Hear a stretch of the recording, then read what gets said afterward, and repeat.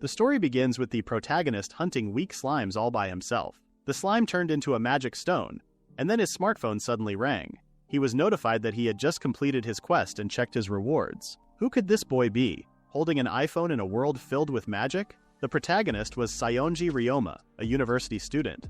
As for why he was fighting monsters, we need to go back 3 hours to his original world, Earth. Ryoma had been enjoying a typical day off, staying locked in his hobby room. He spent his time reading light novels, watching anime, and playing video games. He was like many of our dear readers, a total nerd. He could spend money freely, but it wasn't his. It came from his parents. They were the heads of the Sayonji Group, a former Japanese conglomerate, and the rest of his family were elites like doctors and politicians. In comparison, Ryoma was ordinary and his cousins often made fun of him.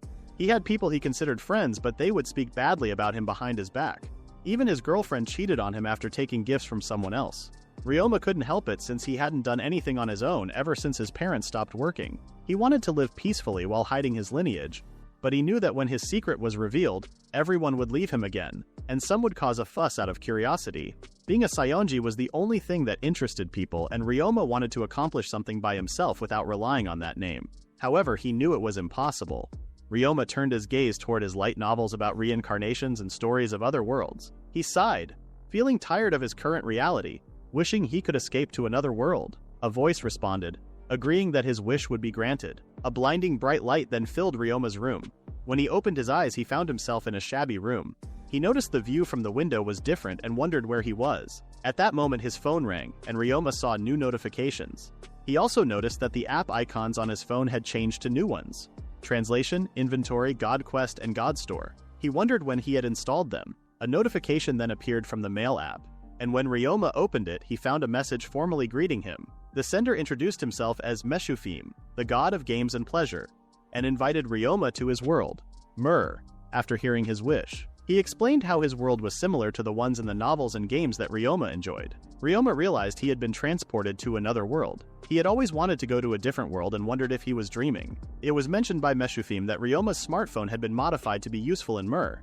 Additionally, his species had been changed so that he could handle the strain of the transfer. Ryoma was encouraged to enjoy the world to his heart's content. Ryoma's eyes brightened as he imagined himself as the protagonist of an isekai story filled with swords and magic. He excitedly wondered what his new species was since he didn't feel any different. He decided to check his status on his smartphone. After a few taps, he read that his race was listed as demigod. This discovery made him jump out of the bed where he had been sitting. He recalled that demigods were rare in anime and games. In an attempt to calm down, he searched the term in the Isekai wiki. The page simply stated that a demigod was a race that evolved in a special way due to a god's blessing and grace. They possessed great power and a longer lifespan, though they were not immortal. It was also mentioned that there were currently 5 demigods in Myrr, but a new one had been added. Ryoma realized it was him. He felt the same unease he had when he was still Sayonji back on Earth. However, he remembered that God had told him to enjoy himself in this new world. He decided to make the most of it. Ryoma equipped himself with the gear he found in a box inside the cabin. In addition to that, he obtained a real sharp sword. His smartphone rang and a notification appeared from the God Quest app. Before he realized it, Ryoma had completed a tutorial quest by equipping himself with a weapon and armor, earning a reward of 10 God points or GP and the swordsmanship skill. He was surprised by how easily his status increased due to the new skill. He also discovered that God points could be spent in the God Store on skills and apps. Feeling pleased to have such cheats, Ryoma resolved to give it his all. After leaving the cabin, Ryoma boosted his stats using extra points and began completing the tutorial quests. One quest in particular proved challenging. He killed a goblin and blood spurted from the monster like a fountain. Feeling disgusted, Ryoma approached the bloody monster. The difficult part of the quest required him to retrieve a magic stone from the body of the slain monster. He had assumed it would be like in video games, where the loot would automatically be collected once the monster was defeated, but Ryoma was wrong. Exhausted from the ordeal, he ended his first day in Myrr by returning to the cabin to rest for the night. On the second day, Ryoma continued diligently with the quests. After completing them, he used his God points to acquire a map app, a traveler's cloak, a purification healing skill, and a magic guidebook. Of course, he didn't forget to purchase a magic skill like water magic. After reading the magic guidebook, he successfully cast a water ball. However, when he tried firing it like a bullet, the result was disappointing.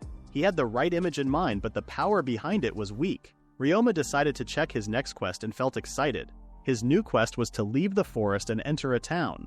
For someone from another world, this was an exciting mission. After leaving the cabin again, he discovered through the map app that he had actually started in a very remote area. He followed the map and soon didn't realize how far he had already gone. As the sun began to set, Ryoma decided to camp in the wilderness and used fire magic to create a campfire. At that moment, he heard howling sounds. Wolves with 4 eyes appeared before him. Ryoma unsheathed his sword knowing they were targeting him. He was quickly surrounded by the monsters in the dark. One of them launched a preemptive attack, and Ryoma tried to counter with his sword. However, his weapon was easily knocked away, leaving him defenseless. Outnumbered, he assumed he might die and wondered if God was watching. However, he quickly regained his composure, determined to handle things differently than he had on Earth. Even without his sword, he still had magic. He used a water bullet spell, charging the magic attack as the wolves ran and leaped toward him. With all his strength, Ryoma unleashed the water bullet, piercing all the wolves. The monsters with holes in their bodies were thrown back and soon dropped lifelessly to the ground. Ryoma was shocked and his knees buckled beneath him. His hands trembled, but he felt proud for accomplishing something on his own. The next morning, he finally emerged from the forest and encountered some people. He made eye contact with 2 men who appeared to be from a different race, and they exchanged polite greetings. As Ryoma continued walking, a coachman noticed how exhausted he looked and asked if he was heading to Falaise, the city ahead. Ryoma confirmed it, and the friendly coachman offered him a ride. Ryoma hesitated, feeling grateful but uncertain if he could trust the stranger. He decided to accept the offer but planned to use magic if things went wrong. He thanked the coachman and climbed into the carriage. A man on the carriage helped him in and introduced himself as Roma, the guard of the carriage. The girl with him was named Perm. Ryoma introduced himself, and together the 4 of them continued down the road to Falaise City. As they traveled, Roma had asked where Ryoma was from.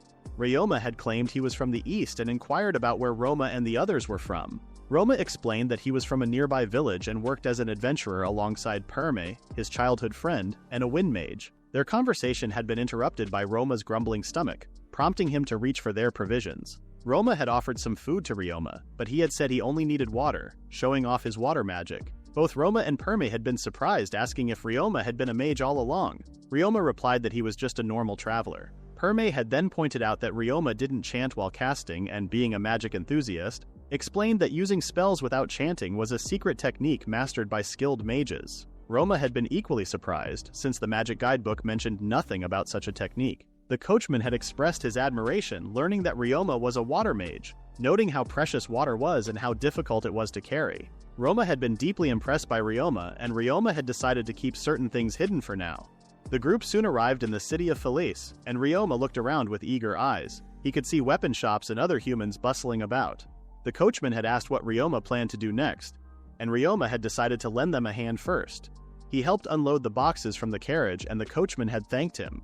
When asked if Ryoma had a place to stay, he had admitted he wasn't sure, so the coachman had offered to introduce him to someone. Roma had also offered his assistance if they met again, and Ryoma had agreed to that. Ryoma soon arrived at the inn that the coachman had recommended, and he received a discount because of the referral. Feeling tired, he lay down on the bed and realized how much he had enjoyed using magic and talking to the people in this world. He then checked the completion of his tutorial quest and received a small bag as a reward. However, the bag could hold far more than it appeared.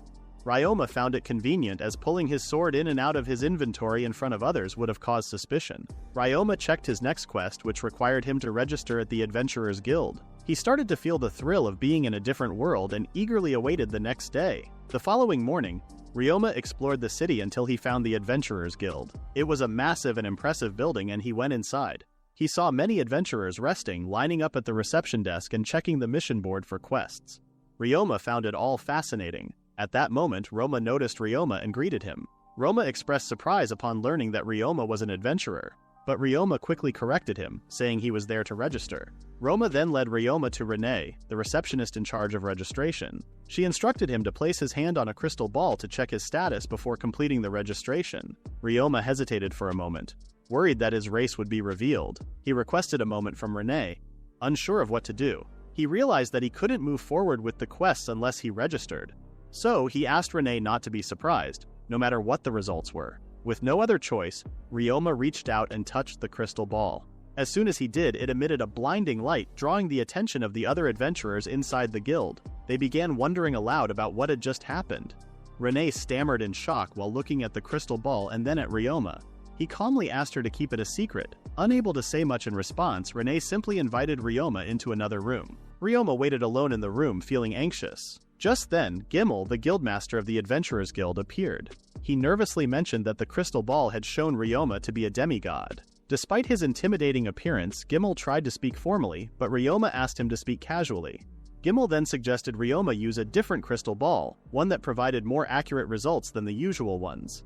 Ryoma casually placed his hand on the crystal ball, and a blinding light filled the room. Gimel and Renee were both stunned and remained silent until the bright light faded. Gimel quickly knelt in respect and offered to handle Ryoma's registration himself. Ryoma requested that Gimel not be so frightened. Gimel responded that it was impossible to stay calm around a demigod. Renee chimed in, saying that it was believed a demigod would have a mark of God's blessing somewhere on their body. Ryoma wondered if he had such a mark. At that moment, Ryoma's smartphone rang with a message from Meshufim. Gimel and Renee were shocked to see the unfamiliar device in front of them. Meshufim had said that Ryoma's proof of blessing should be near his shoulder. Gimel nervously asked what the black object in Ryoma's hand was. Ryoma explained that it was an ability given to him by Meshufim. Both of them were excited to learn this. Ryoma then shared that Meshufim had told him the proof was around his shoulders. Without hesitation, Renee had asked Ryoma to show it to her, but Gimel stopped her, stating that since she was a woman and he was the guildmaster, it should be him who saw it first. Ryoma expressed how uncomfortable it would be to undress in front of a woman, so Gimel ordered Renee to leave the room. Poor Renee left, slouching as she walked out. Once only the men were left, Gimel inspected Ryoma's back and discovered the proof of God's blessings. His demeanor turned serious as he respectfully apologized to Ryoma for his earlier rude behavior. He then formally welcomed Ryoma to the Adventurers Guild, and offered to contact the main branch to prepare a special guild card for him. Ryoma, feeling confused, requested a normal one instead. However, Gimel refused, explaining that the Grandmaster's orders were strict. He then shared that the Adventurers Guild had been founded 800 years ago by Ryutaru Sumeragi, an apostle of the Creator God, who remained the Grandmaster. Ryoma realized the Grandmaster was a demigod, likely of Japanese origin due to the name. Shortly after, Ryoma received his personal guild card, which had a unique appearance. Renee mentioned that it had a feature allowing apostles to communicate with each other. Suddenly, the card began to shine, and a voice emanated from it.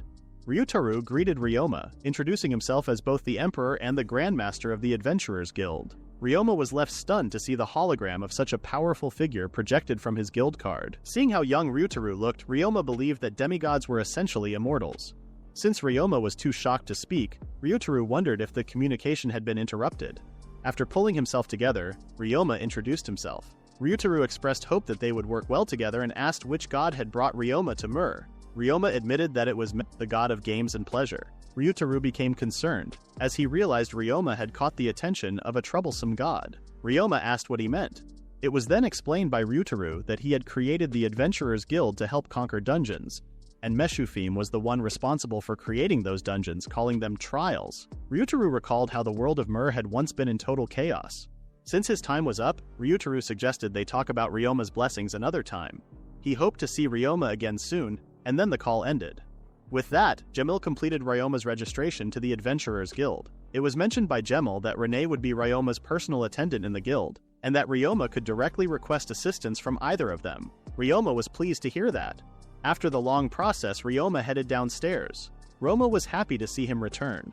While with Perme, he shared that there had been talk about a crazy newcomer. Ryoma explained that he had officially become an adventurer after a hectic process. Roma asked what Ryoma planned to do next, and Ryoma mentioned wanting to start with something simple. Roma then suggested gathering herbs, explaining that there were plenty in the nearby forest. Both Roma and Perm offered to help, and Ryoma was glad to hear that. Just then, Ryoma noticed some monster subjugation quests. Roma and Perm saw how interested Ryoma was, and warned him that he needed to raise his guild rank first. Ryoma asked what they meant. Roma explained that a person's guild rank was based on their achievements. The higher the rank, the more dangerous the quests, but the rewards would be bigger. Ryoma hoped he could do that one day, and the two were glad to see him motivated. Roma and Perm then registered for the herb gathering quest. The receptionist was surprised that the two weren't taking a monster subjugation quest. Roma mentioned that he would help the newcomer first, and Ryoma introduced himself. After hearing his name, the receptionist broke into a cold sweat and confirmed that Ryoma was the apostle. The receptionist ran off, calling for Renee to switch. Roma and Perme wondered what had just happened. Renee came out to process the herb gathering quest and asked for their registration certificates. Roma and Perme handed theirs over while Ryoma grew nervous, wanting to explain things first. He had no choice but to show his card. Roma and Perme broke into a cold sweat, panicking when they saw Ryoma's race and guild rank. Renee wished them luck after confirming the cards. Roma and Perm trembled in shock and asked if Ryoma was truly a demigod. Ryoma felt sad and asked if it was really such a surprise. He apologized for deceiving them. He then assumed that the two would either distance themselves or start seeing him with curiosity like what had happened when he was Saionji on Earth. He wondered if he should drop the quest. However, Roma and Perme exclaimed that they would still go. Roma didn't care who Ryoma was and would help to the end. Ryoma's expression brightened and he said he would rely on their help. Ryoma soon explained his situation to them, revealing that he was a demigod and new to their world. He requested that they treat him the same as before. Roma agreed since Ryoma was still the same person they had known the previous day. Ryoma felt grateful and encouraged them to complete the quest. The trio headed into the forest and quickly found the required herb. Roma warned Ryoma to stay alert because of the ambushing monsters.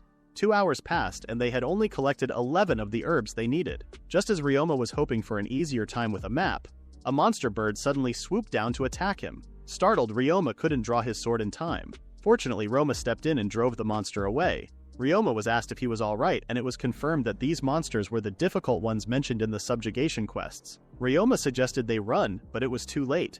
They were already surrounded. Perme then chanted a spell and her wind magic blew away most of the monsters. Roma thanked her for saving them. He asked if Ryoma could use his water magic and suggested that they fight the monsters together. Ryoma agreed. Perme used her wind magic again to distract the monsters, while Ryoma began using his water magic trying to control it so it wouldn't hit Roma and Perme. Perme unleashed another wave of wind magic and Roma followed by slashing through the monsters in his path. With a signal from Roma, Ryoma fired off several water bullets piercing the monsters. One by one, they fell to the ground, lifeless. Seeing their victory, Roma and Perme gave Ryoma a high five. Ryoma thanked them. He was praised by Roma and Perme, and a favor was asked in return. Just as Ryoma had requested them to treat him normally, they asked him to do the same for them. They mentioned that they were already close enough to speak casually with each other. Ryoma felt warmth in his heart after hearing this and promised to do the same. The trio returned to the city, and Ryoma expressed his gratitude to them. They were told they could reach out to him any time while he stayed in the city of Phileas. Roma and Perme mentioned that they hoped to work together on another quest in the future, and Ryoma shared the same hope. Ryoma returned to his room and reviewed the rewards he had received from the tutorial quest for registering and completing a quest at the Adventurers Guild. His rewards included 10 GP and a magic recovery skill. Finally, Ryoma was given the last tutorial quest, which required him to visit the church and offer prayers to the gods. The reward would be 1000 GP, a holy magic skill, a teleportation gate app, a divinity stat point, a game master title, and a major smartphone update. Ryoma didn't understand some of the terms, especially divinity, so he looked it up on the wiki. It was explained that divinity increased when an apostle of God gathered faith from people, achieved great deeds, and became recognized by the world. Along with this, their abilities would grow stronger, eventually leading the apostle to reach godhood. After reading this explanation, Ryoma began to wonder what Meshufim had planned for him. The next day, he went to the church and questioned how he should pray. He copied what the other humans were doing and prayed for Meshufim. A bright light appeared and Ryoma found himself in a different place that felt holy. On top of a pillar sat a child who casually greeted Ryoma. Ryoma assumed the kid was Meshufim, and the childlike god confirmed it. First, Ryoma asked why Meshufim had brought him to Myrr, and he was reminded of his own wish to come to another world. In return, Meshufim wanted to see Ryoma enjoy the world of Myrr to the fullest, and it was mentioned that he would be happily watching over him. Afterward, Meshufim bade him farewell, and Ryoma found himself back in the church where Meshufim's statue stood tall. Ryoma agreed to enjoy the world of Myrr to the fullest. His smartphone rang and a happy-looking emoji was sent to him by Meshufim. Ryoma realized he was truly being watched over. Ryoma went outside to complete his quest and collect his rewards. Just then, his phone flashed and disappeared from his hand. He panicked and wondered where it had gone. The smartphone then reappeared in his hand and he realized he had gained a new skill to store and retrieve the phone simply by thinking about it. It was a smartphone update from the rewards. Suddenly, new quests appeared called the Daily Quests. As a gamer, Ryoma was excited to see them, and noticing that the first quest involved slaying monsters, he decided to head to the Adventurers Guild. Since the tutorial was over, Ryoma felt it was time to fully enjoy his new world. After confirming a request to subjugate 10 goblins, Ryoma immediately went to the forest. There, he easily defeated goblins with water magic. Although it was easy for him to defeat them, extracting the magic stones from their bodies as proof of subjugation was something his stomach couldn't handle. Suddenly, he heard someone scream of help. Ryoma then discovered a boy being attacked by some four-eyed wolves. He quickly used his water magic and took down the wolves with a water bullet. The injured boy collapsed, and Ryoma hurriedly checked his inventory for potions. He pulled one out and made the boy drink it. The wounds healed quickly and the boy's ragged breathing subsided. Ryoma felt relieved to have saved him. Shortly after, the boy introduced himself as Ruin, a rookie adventurer, and expressed his gratitude to Ryoma for the rescue. Ryoma also introduced himself formally. Ruin insisted he would repay his lifesaver no matter what. Ryoma tried to explain that it wasn't necessary, but Ruin persisted, determined to do whatever Ryoma asked. Realizing he couldn't refuse, Ryoma accepted the offer. Ryoma then asked Ruin to play a game with him. He decided to let Ruin help him complete the daily quests, and test out the abilities he had recently received as rewards, particularly the Game Master. This was part of Meshufim's power, which governed all games and allowed control over victories and defeats. If a bet was made through a game, it could be forcibly collected and any cheating would be detected immediately. How to use this power would be up to Ryoma. Ryoma suggested playing Toss a Coin with Ruin and explained how easy the game was. He flipped the coin, and Ruin chose heads. Using his powers, Ryoma picked tails. When he opened his hand, the coin showed tails. Ryoma realized that, as the Game Master, he could control the outcome with his powers. For the next round, Ryoma proposed they make a bet. He wagered a magic stone while Ruin bet a medicinal herb. They made the same choice and Ruin won. A magic stone immediately appeared in front of Ruin.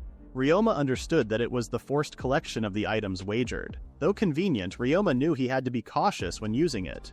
Ryoma thanked Ruin for playing with him, and Ruin was surprised that this was considered enough to return the favor. It was said by Ryoma that there was no need to worry, and he decided to head back to the city. After reporting to Renee, Ryoma was invited by Ruin to join him for a meal. Ruin shared that the food was delicious and the inn's rooms were cheap for beginners like him. Ryoma was pleased to hear that and considered staying at the same inn. Ruin then suggested they share a room and Ryoma agreed. Once they entered their room, Ryoma checked the rewards for the daily quests and used his god points to increase his magic power. Ruin, curious, asked if Ryoma was holding a magical item. It was thought by Ryoma to be normal to use one, and he agreed with Ruin. Ruin expressed hope that he could buy one later. Ryoma then had an idea and offered Ruin some part-time work. Ruin had asked what it was, and Ryoma simply explained that he had been hunting goblins while Ruin extracted the magic stones from them. The plan was to sell the stones and split the profit. Ruin completely agreed, as he needed new equipment soon. Ryoma had said it would help him as well. They both decided to carry out the plan in 2 days. While Ruin slept, Ryoma checked the regular quests available for the next day. After noticing he had accumulated a lot of god points, he decided to purchase some new skills. He had many choices: fire magic, wind magic, and earth magic. To be cautious, he also boosted his magic stats and quickly felt the improvements. Just when he thought everything was set, he noticed an app called Fairy Garden listed in the God Store. At first, he thought it was a mobile game based on the graphics he saw during installation. It turned out to be a gacha game with fairies, and he realized the goal was to raise them. Using a free gacha pull, Ryoma received a level 1 Fairy King. Seeing its honorable title, he assumed it was an SSR and named it Phonon. Phonon appeared happy to receive a name and gave Ryoma a present: herbs from Fairy Island. To his surprise, he could receive the items from the screen. Ryoma tried sending something back and it worked, which made Phonon even happier. Ryoma became more involved with the game when he realized the tree in the center was Yggdrasil. The next morning, Ruin woke up and Ryoma realized he had played all night. Despite that, he still went out to hunt goblins while Ruin searched for tasks he could do inside the city. Ryoma headed to the usual forest and noticed through the map app that the monsters were clustered in one area. It didn't take him long to reach the goblin's nest. A single goblin might have been weak, but a group would have been troublesome. Ryoma decided to lure them into one spot and use his magic to take them out in a single blow. Ryoma began by killing some goblins at the front with earth bullets. The other goblins noticed him and rushed toward him to attack. Seeing them line up, Ryoma used flame magic this time, reducing them to ashes. He also used earth magic to pierce through the remaining goblins. Just then, a large goblin, which looked like a boss monster, appeared. It tried to hit him with its huge wooden club, but Ryoma easily cut it in half using wind magic.